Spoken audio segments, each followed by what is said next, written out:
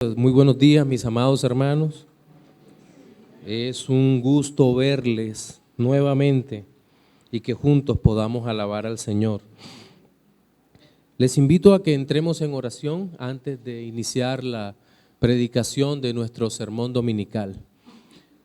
Nuestro buen Dios y Padre Celestial, en Jesucristo, tu Hijo, quien nos ha rescatado con su sangre, oramos dándote las gracias por nuestra vida, dándote las gracias, Señor, por habernos limpiado y lavado de nuestra maldad y por haber cambiado nuestra conciencia, transformándonos, dándonos fe y arrepentimiento para abrazar a Cristo el Redentor.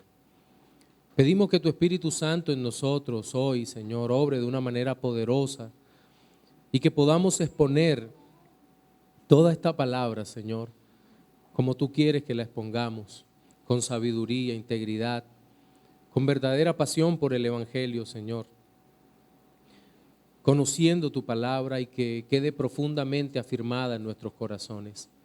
De verdad suplicamos tu ayuda, Señor, porque eres tú el autor de tu palabra, Señor, de la palabra, y a través de ella nos consuelas, edificas y exhortas.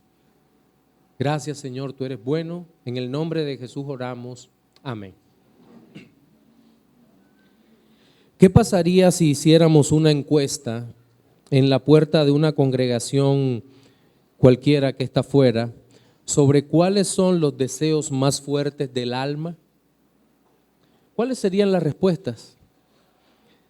De seguro muchos centrarían su contestación en los anhelos inmediatos del ser o en resolver asuntos muy cotidianos de su existencia, y solo una minoría respondería que su mayor deseo es conocer más a Cristo y ser conformados a su imagen.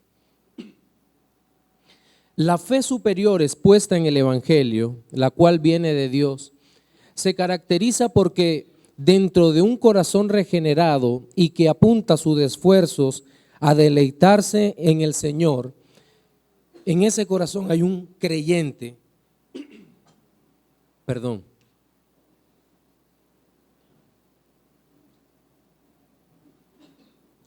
un creyente que anhela cada día más la gloria de Dios en su vida. Nuestro texto base del sermón dominical se encuentra en Hebreos capítulo 11, desde el versículo 13 hasta el versículo 16. Y quiero pedirle por favor que me acompañen en la lectura. Yo leo, usted sigue mentalmente la lectura y nos va a servir para poder exponer hoy la palabra de Dios. Conforme a la fe murieron todos estos sin haber recibido lo prometido, sino mirándolo de lejos y creyéndolo y saludándolo y confesando que eran extranjeros y peregrinos sobre la tierra. Porque los que esto dicen claramente dan a entender que buscan una patria. Pues si hubiesen estado pensando en aquella en donde salieron, ciertamente tenían tiempo de volver. Pero anhelaban una mejor. Esto es celestial, por lo cual Dios no se avergüenza de llamarse Dios de ellos, porque les ha preparado una ciudad. Muchas veces la fe es presentada como un seguro que le permite al creyente vivir en medio del mundo sin sufrir, afianzando sus raíces en la sociedad perversa y llenándose cada vez más de aquellas cosas que el Señor aborrece. Tal ideología es cimentada en las almas a través de la oferta existencialista tan común que nos vende la ilusión de que es posible tener todo el mundo perdido y a pesar de eso ser un verdadero hijo de Dios. No obstante, el pasaje que acabamos de leer nos dice en primer lugar que estos hombres de fe, verdadera fe salvadora, murieron sin haber recibido lo prometido. Es claro que aquí no se refiere a riquezas ni a la posesión de la tierra, sino a una promesa de una gran multitud que ellos recibirían como descendientes, pero que, como dice Hendrickson, solo tenían algunos hijos y nietos. Es decir, que para ver cumplida la promesa que Dios les había hecho, tenían que ser salvados por Cristo, para solo así mirar una gran multitud que adorara al Señor, pero que saliera de sus propios lomos. Es por eso tan significativa esa realidad que expone la Escritura sobre la promesa basada en la multitud, una multitud salva. La segunda de las ideas que asociamos al tema tiene que ver con la claridad y seguridad sobre Cristo y sus promesas que los hombres de fe tuvieron en el pasado y que en el día de hoy todos los creyentes deberíamos tener, basados en la fe que nos ha sido provista por el Señor. El último de los aspectos a considerar que es la clase de deseos que la fe genera en los hijos de Dios, los cuales, hablando de los deseos, son superiores y en sentido espiritual más ambiciosos que aquellos que fijan los objetivos de su alma en vivir como los dueños de este mundo. En nuestro sermón dominical de hoy vamos a seguir con el tema la superioridad de la fe salvadora, y el primero de tres aspectos a considerar es la superioridad de la fe que recibe las mejores promesas. Y quiero que regresemos a los versículos 13 y 14, que serán la base áurea o el texto áureo, texto principal de este primer punto. Dice, conforme a la fe murieron todos estos sin haber recibido lo prometido, sino mirándolo de lejos y creyéndolo y saludándolo y confesando que eran extranjeros y peregrinos sobre la tierra, porque los que esto dicen claramente dan a entender que buscan una patria. El día lunes 29 de noviembre de 2016, Colombia y Brasil se despertaron con una dolorosa noticia. Un fatal accidente en donde perecieron en forma violenta 71 ocupantes de un avión boliviano. Allí viajaban 22 jugadores de un equipo de fútbol humilde brasilero llamado Atlético Chapecoense. Y este evento ha causado gran tristeza en todas las personas que entendemos lo terrible de la muerte. No obstante, muchos de los hombres que murieron en aquel lugar tenían distintos anhelos sobre la vida en la tierra. Dentro de este grupo viajaban un significativo número de cristianos consagrados, entre ellos 3 de los 6 sobrevivientes que milagrosamente sobrevivieron a este hecho. ¿A dónde quiero llegar con esto? Que a pesar de la bondad de Dios para con su pueblo, muchos no pudieron eludir la muerte siendo cristianos. Ninguno de ellos dejó de sufrir el dolor, la tristeza y las pérdidas que hubieran querido no padecer. Y esto nos lleva a pensar, basados en el texto que leímos y que hemos ilustrado con esa terrible noticia, sabemos que los hombres de fe, escúchelo, hombres de fe, tenemos pérdidas en nuestras vidas. Toda la Escritura se encuentra llena de vivencias en que ilustran de una mejor manera y de forma clara las pérdidas de los creyentes. Observamos ejemplos como el de Sara, que no solo tuvo pérdidas, sino que sufría. Es decir, había perdido de alguna manera la felicidad temporal porque sufría a causa de su esterilidad. ¿Y qué decir del caso de Sansón, un hombre que sufría por su pecado, o Moisés?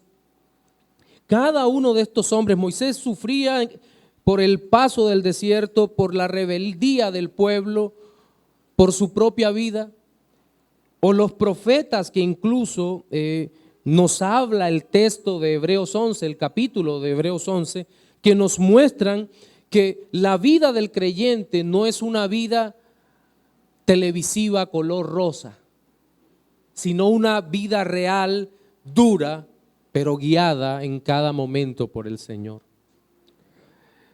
Muchas veces las expectativas de la fe de los creyentes son expectativas poco realistas.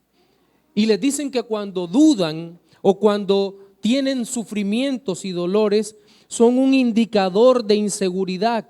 Eso no es cierto, como tampoco es cierto que los sufrimientos de un creyente sean una señal de la desaprobación del Señor sobre sus vidas. Pues por lo general, cuando el creyente pierde algo, es para la gloria de Dios, pero Dios está obrando para su propio bien, para el bien de aquel creyente. Sí, lo máximo es la gloria de Dios y vivimos para la gloria de Dios. Pero cuando perdemos algo no podemos pensar que es lo peor que nos ha podido pasar en la vida.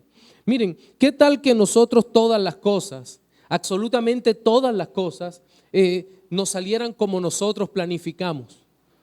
Una vida cuadriculada desde nuestra juventud. Voy a estudiar esto, al año tal salgo y me gradúo de esto, luego trabajo en esto, posteriormente me caso, compro esto y sigo haciendo esto. Terminamos pensando que lo merecemos todo y que nuestra vida es una vida perfecta. Y sabe que el mundo mide las cosas así. El mundo mide el éxito o el fracaso desde esa perspectiva. Pero el hecho es que la Biblia no evalúa el éxito o el fracaso así, porque la misma Biblia dice que todos estos hombres murieron sin haber recibido lo prometido. Seguramente pudiéramos creer que esto es una referencia a la propiedad de la tierra, pero como ya dijimos al inicio, no lo es. Porque en ningún momento los patriarcas e Israel como nación, aunque no tuvieron la tierra, vivieron en ella la mayoría. ¿Sí? La promesa de fe verdadera que Dios les había dado necesariamente involucra la salvación en Cristo. Siempre que pensemos en la fe, es una fe en Cristo. Yo recuerdo hace algunos años, ya bastantes años en el seminario, estaba estudiando mi primer instituto bíblico y una profesora cuya tendencia era liberal, nos dijo, la fe de Hebreos 11 no es una fe salvadora. Naturalmente, al momento me impactó, después supe que era una herejía. Cuando empecé a ver la Biblia en serio, dije, no, pero si todo esto tiene que ver con Cristo. Pero muchos enfocan esta fe como la fe que recibe cosas y confiesa cosas, en fin. Pero no se trata de eso. Aquí se muestra a Cristo la suficiencia de su sacrificio en favor del pueblo y por supuesto todo esto podemos creerlo, saludarlo y confesarlo mediante la fe. La profunda convicción que tuvieron los creyentes de aquellos tiempos de que todo no se limita al aquí y ahora, sino la convicción que se apodera del alma, es decir, que todo no puede ser lo material e inmediato, sino lo eterno, tiene mayor relevancia, pues allí estará Cristo manifestado en su plenitud. Y creo que el versículo 13 que leímos es bastante descriptivo con esta promesa cuando dice, conforme a la fe murieron todos estos sin haber recibido lo prometido, sino mirándolo de lejos y creyéndolo y saludando y confesando que eran extranjeros y peregrinos sobre la tierra. Ya lo había dicho, Abraham vivió en la tierra que la nación recibiría y también viviría su hijo Isaac. Jacob no estaría allí, sino que moriría en Egipto, igual José.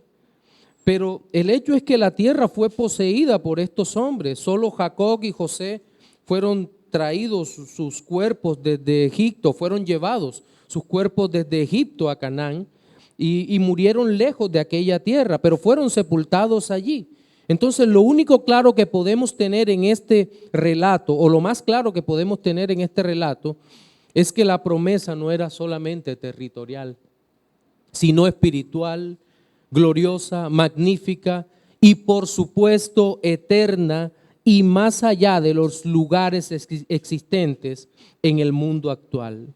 Estos hombres tuvieron convicciones firmes más allá de las ambiciones personales y materiales. Porque es que muchas veces nos han dicho, apodérate de tu idea, créela, vívela, pero eso no es una convicción firme, es una terquedad en nuestra vida. Yo quiero estudiar tal cosa y has perdido 18 semestres. Seguramente no sirves para eso.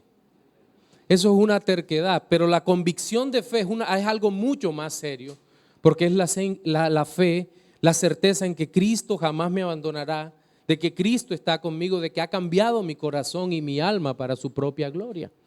Eso es lo que hace el Señor cuando transforma nuestra vida. Esto es mucho más glorioso que nuestros propios deseos, pues los deseos del creyente apuntan hacia los cielos, como lo veremos dentro de poco. Ahora, hay una sensación continua, y esto sí debemos ser honestos, entre los hijos de Dios, la cual es, llamémosle, una santa incomodidad que no puede ser saciada mediante los dones que el mundo da, que las riquezas no pueden satisfacer ni los lujos. Se trata de un deseo por tener algo siempre mejor. Pero mejor ¿en qué sentido? Ese mejor que anhela el cristiano es totalmente diferente a todo lo común o lo que extraordinariamente publicita el mundo, algo distinto a lo conocido. Y el texto que nos sirve como base lo relaciona con la búsqueda de una patria mejor. Pero no es cualquier patria.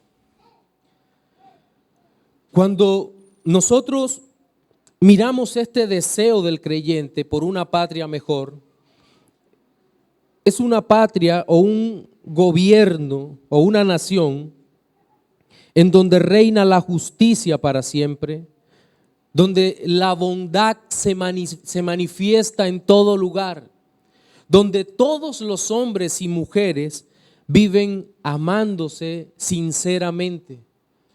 Y esa patria, según la Escritura, tiene un nombre: la Nueva Jerusalén, la celestial, la iglesia glorificada, en donde el creyente puede vivir para siempre con su Salvador en una eterna y gloriosa historia de amor.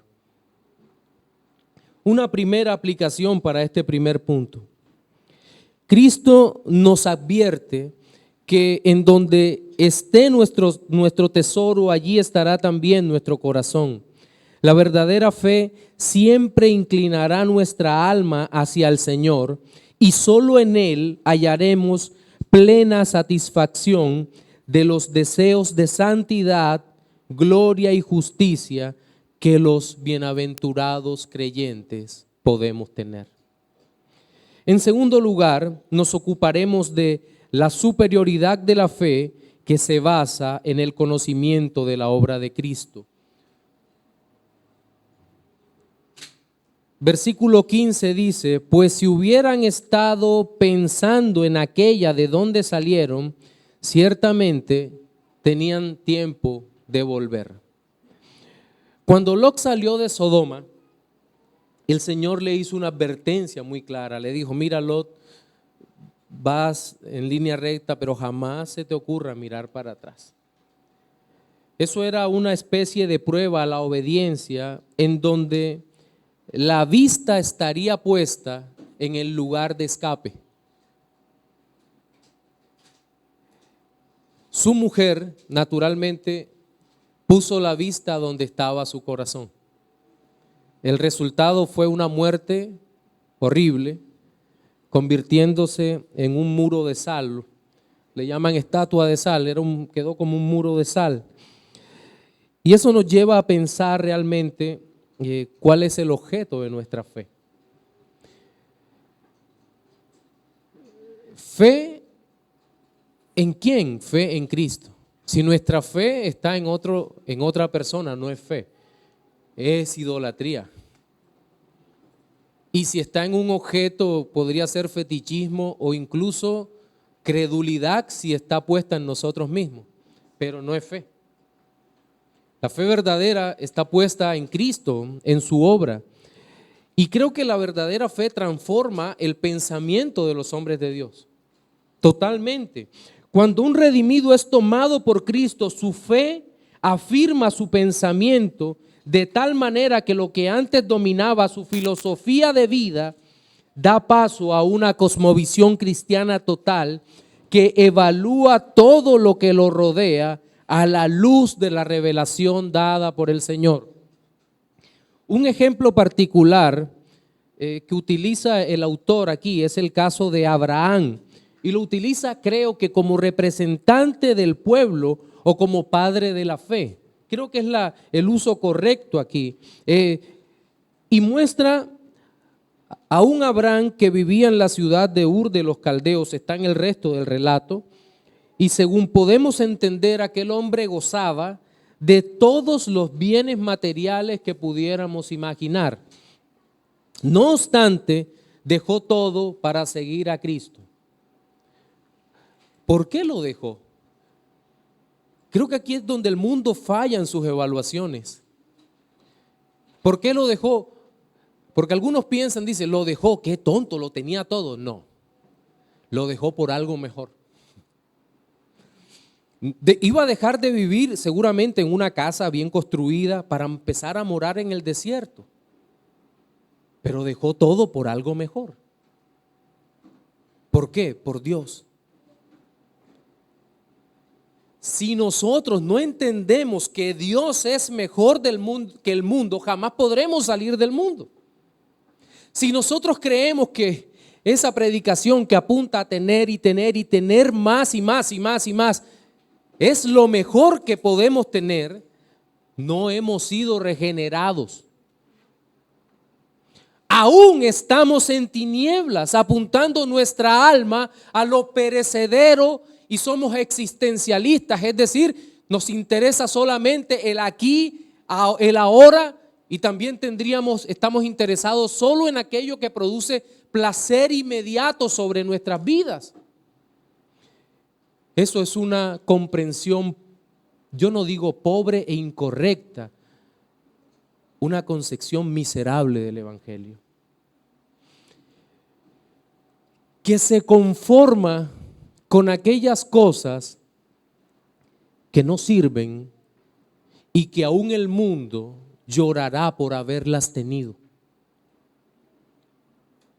Ahora bien, me gusta cómo lo enfoca este versículo, porque dice que si ellos, pues si hubiesen estado pensando en aquella de donde salieron, ¿cómo cierra el texto? Ciertamente tenían tiempo de volver. Miren, cuando uno toma un mapa del cercano oriente y empieza a ver la ciudad de salida de Abraham, Ur, luego Harán hasta llegar a Canaán, es relativamente cerca. Es cierto que no había trenes, ni buses, ni nada de eso por el estilo, ni aviones, pero es relativamente cerca el recorrido. Y la Escritura lo dice, hubieran tenido tiempo de volver. Pero el pensamiento de estos hombres, su alma, había sido transformada. Ellos habían renunciado a la felicidad mundana. Habían renunciado radicalmente a todas aquellas cosas que lo amarraban al mundo. Y lo que me llama la atención es que el caso de Abraham no es el único caso que podemos mirar en donde renunció a lo mundano y a lo temporal. Por ejemplo, Jacob tuvo que dejar todo aquello a lo que tenía derecho por ser el primogénito. y haber sido bendecido por su padre. Recuerdan que al primogénito creo que le daban la mitad de todo, no importa cuántos otros hermanos tenía. Y él se fue sin nada a trabajar en una ciudad pagana, y allá el Señor lo bendijo más que todo espiritualmente. Sí, lo hizo inmensamente rico, pero eso simplemente era una añadidura para mostrar Dios su soberanía y beneplácito. ¿Y qué decir de José? Fue vendido como esclavo y privado de los bienes de su padre. Y en general observamos que todos los redimidos tuvieron en algún momento que hacer acciones piadosas por la fe.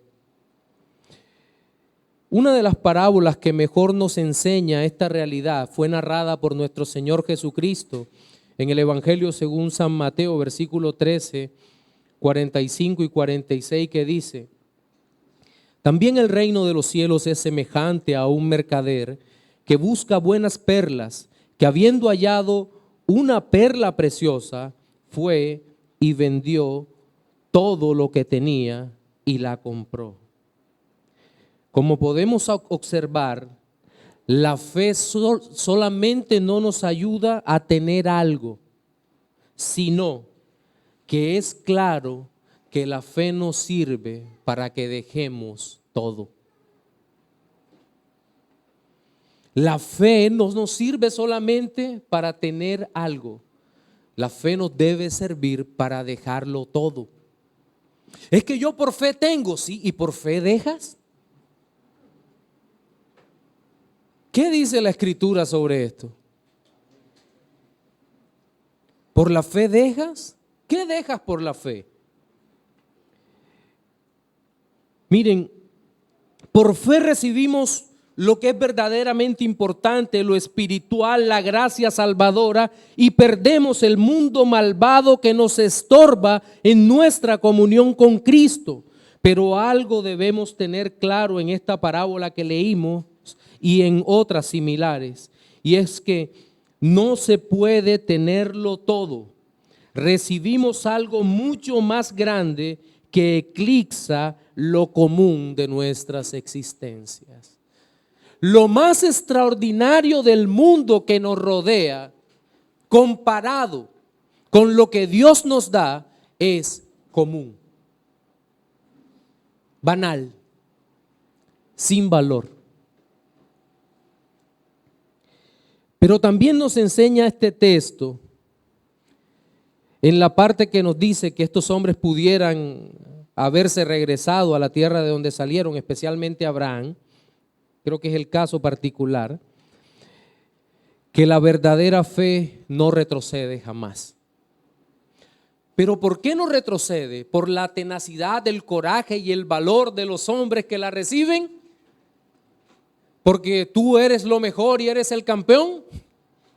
No, la fe no retrocede por la sencilla razón de que es un don divino, que viene del Dios inmutable y todopoderoso, y Dios, perseverando en nosotros, no nos deja retroceder. Si fuera por nosotros, hace tiempo que en términos boxísticos hubiéramos tirado la toalla y nos hubiéramos devuelto. No, ese camino es muy difícil, ese evangelio. No, mira lo que demanda Dios. Él demanda la perfección. Y yo definitivamente no soy perfecto. Entonces, ¿qué hago? Retrocedo. No, Dios nos ha dado fe, la fe en Él, para que no claudiquemos. Y si tomamos la vida, como ejemplo, la vida de los hombres de Dios que nos relata el capítulo 11 de Hebreos y muchos otros que están por fuera de esta maravillosa narración, notaremos que aunque ellos tuvieron momentos de duda, de tristeza y dolor, nunca retrocedieron total y definitivamente del llamado que el Señor les hizo, sino que llegaron hasta el lugar que el Señor determinó deberían llegar y dentro del término asignado. Aquí hay una segunda aplicación. Los motivadores profesionales llevan a los hombres a creer y a confiar en sí mismos, a estar seguros de sus capacidades y a ser dependientes o esclavos de los que pueden lograr por su propio esfuerzo.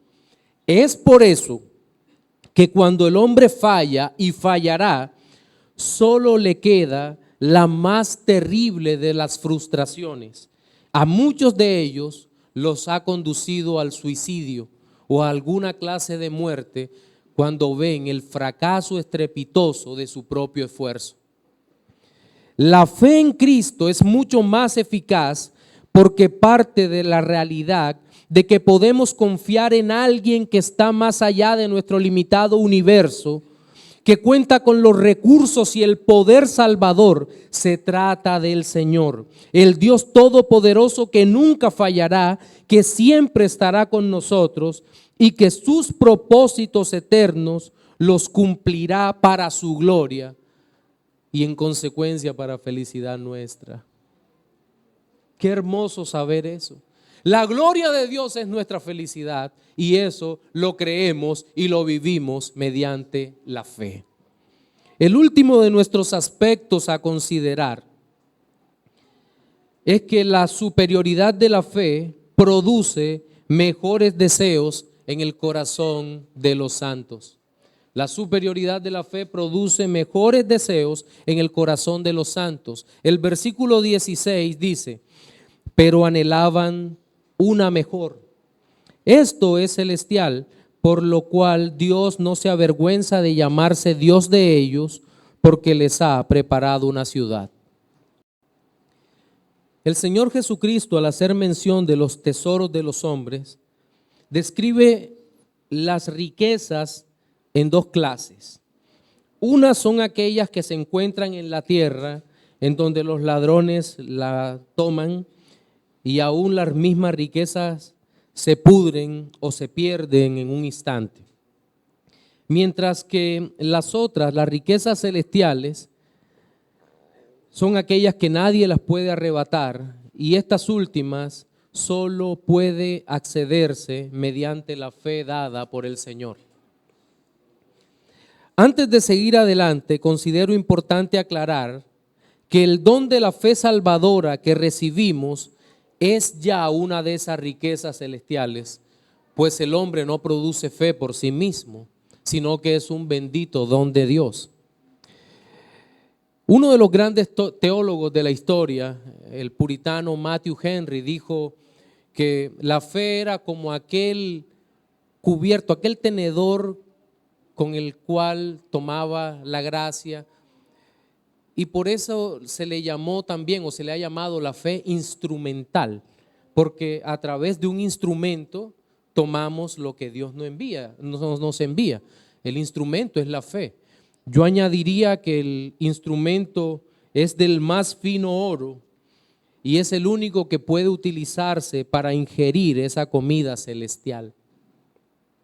Digo lo anterior porque la fe que recibimos es de tal clase que únicamente la puede tener un corazón regenerado, un alma cuyos pensamientos han sido transformados y en donde los anhelos por lo mejor de Dios han reemplazado a las ambiciones humanistas de felicidad basadas en el reconocimiento, la riqueza, el poder o el placer para desear ahora lo que no se ve, lo que está siempre presente, pero no es posible lograr con nuestro mejor esfuerzo, pues la comunión y gozo del Señor es alcanzable para el hombre solamente si Dios nos traslada por la fe a su reino. La última frase del versículo cierra con una contundente frase diciendo: eso es celestial. ¿Qué es celestial? ¿Solamente la ciudad? ¿O también el deseo que es producido por la fe en un corazón regenerado? Si el texto habla de la ciudad, pero el deseo, el anhelo, también es celestial. ¿Y cuál es la razón? La razón es que ha sido cambiado nuestro pensamiento por el Espíritu Santo de Dios. esa maravillosa fe en un corazón regenerado produce un nuevo deseo en una nueva criatura. ¿Puede el impío desear el cielo? No, no lo conoce. ¿Cómo deseará aquel que no ama a Cristo vivir todo el tiempo con Cristo? No tiene sentido. Es imposible vivir con alguien que tú no deseas vivir. Miren, a todo el mundo le preguntan, ¿quieres ir al cielo? Y dicen sí. No, quieren no sufrir dolor después de la muerte. Eso es otra cosa. Pero el creyente debe tener un pensamiento integral sobre la vida eterna. ¿Qué es la vida eterna? Esta es la vida eterna, que te conozcan a ti, al único Dios verdadero, y a Jesucristo a quien has enviado. Esa es la verdadera vida eterna. El anhelo del corazón del creyente no está en el cielo, simplemente en donde las calles simbólicamente son de oro, o donde hay mansiones maravillosas que ni siquiera nos podemos imaginar, o donde el río cristalino baja por en medio de la ciudad. No, esos son los detalles menores de la riqueza. La verdadera riqueza es Cristo. Cristo es nuestra riqueza, mis amados hermanos. El poder estar con Él, el tocarle, el poder hablar, el ver sus heridas, el ver su gloria, su majestad, su gobierno sobre todo el universo. Y todo eso lo creemos mediante la fe. Y solamente, mis amados hermanos, ese deseo puede estar en un corazón que ama a Cristo. Si usted le dijera a un hombre sin Cristo, te propongo algo, vas a vivir la eternidad en esta tierra, haciendo lo mismo que haces todos los días. Vas a tener fuerzas como las tienes, como las tenías a tus 30 y tantos. No te vas a volver a enfermar. Vas a trabajar en días de 24 horas, 8 horas, vas a llegar a tu casa, vas a poder ver televisión, tu noticiero, las mejores series, 318,000 canales para ti cuando llegues, los mejores partidos del fútbol. Dice, wow, eso debe ser el cielo. No, sin Cristo es el infierno. Y sería el infierno por una sencilla razón, porque Cristo no estaría allí. Cuando este hombre, al segundo de estar en ese mundo, se diera cuenta de que Cristo no está allí, se daría cuenta que todo está perdido para él. Pero eso es lo que vende el mundo sin fe. Nosotros vivimos otra gloriosa realidad espiritual. Una criatura regenerada desea a Cristo.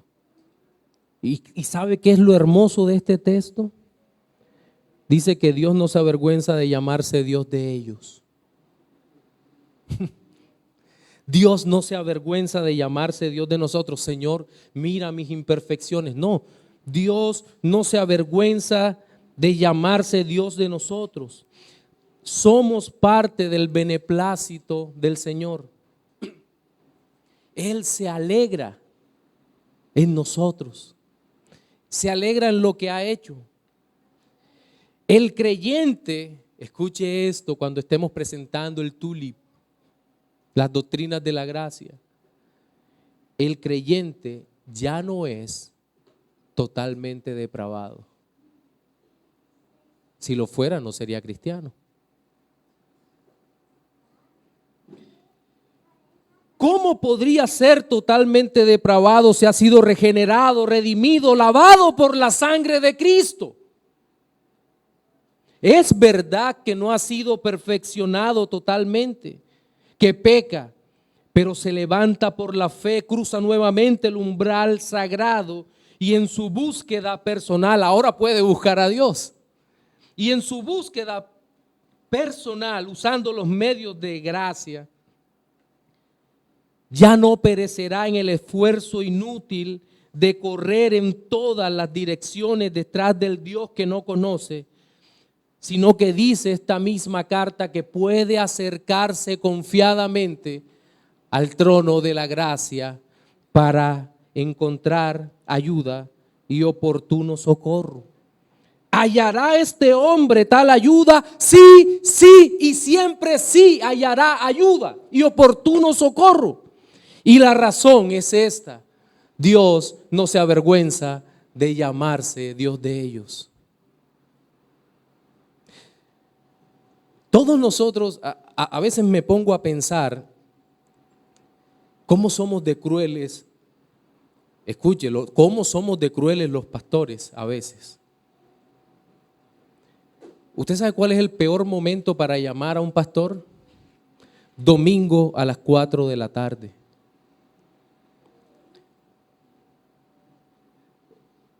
Ha trabajado toda la semana, consejerías, de cuánta cosa, preparando sermones, preparando temas de seminario. Durante la semana de pronto tuvo discusión con presupuesto, no es que haya pasado ayer. Y a las 4 de la tarde llama a un hermano que por muchas razones es aún débil, está en formación. Y tal vez esta sea la cara que haga cuando ve el celular, la pantalla. Y digo, ¿cuánta maldad hay en mí? Gracias a Dios que no soy totalmente depravado. Pero dice la Escritura que el Dios nuestro no es así,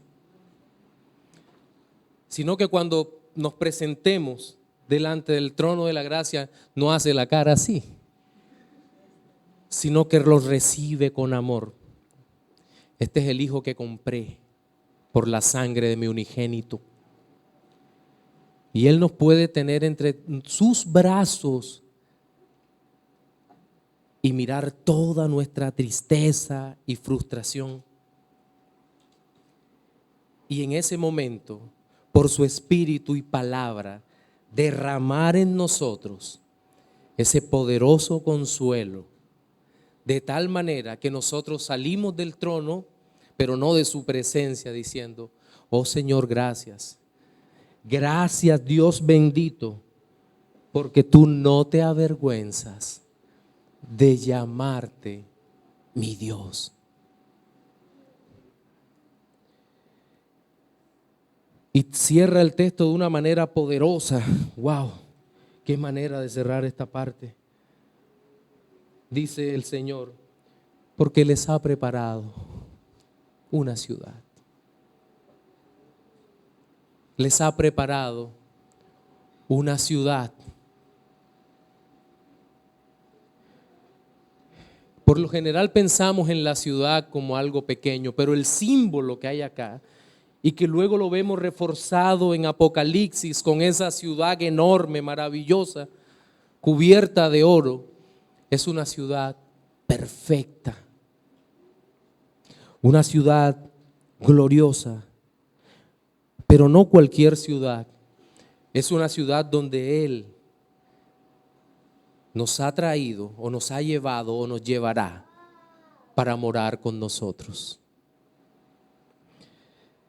Una última aplicación. ¿Cuál es el mejor anhelo que puede tener el alma humana? Bueno, debe en primer lugar ser uno que Dios apruebe y aún se deleite Dios en que sus criaturas redimidas lo tengan. Pero también debe ser un deseo que levante el alma de los hombres, inspirándolos a la santidad y a la mejor y más íntima comunión con Jesucristo. Ese deseo superior, Él es el de estar con Cristo para siempre, por la fe. En nuestro sermón dominical de hoy, hablamos sobre la superioridad de la fe y vimos 3 aspectos de esta que fueron: la superioridad de la fe, que recibe las mejores promesas. Segundo, la superioridad de la fe que se basa en el conocimiento de la obra de Cristo. Y tercero, la superioridad de la fe que produce mejores deseos en el corazón de los santos. Reflexiones finales para los no creyentes.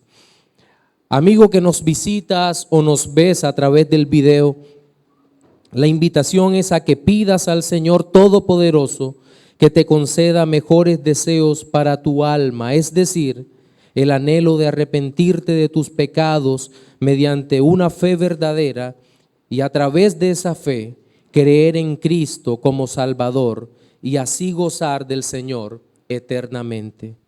Para los creyentes, hermanos, examinemos nuestros deseos, pues ellos son una clara muestra de si nuestra fe es verdadera y es genuina solo si viene de Cristo por su Espíritu y se fija en Él cada día. Amén.